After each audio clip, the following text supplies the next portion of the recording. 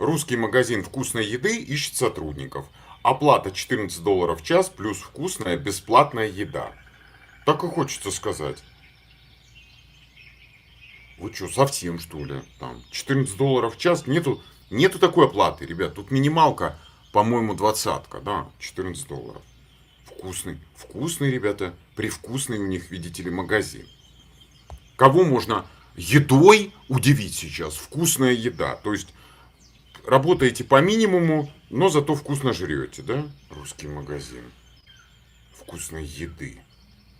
Чат, если, не американцы, я имею в виду, не живущие тут, напишите мне, пожалуйста, вы пошли бы за эти деньги работать, ребят, девочки? Пошли бы в русский магазин вкусной еды. Там еда, ребята, всякая, там украинская и армянская, продукты, прям продукты привезенные. Да. Прибалтийская.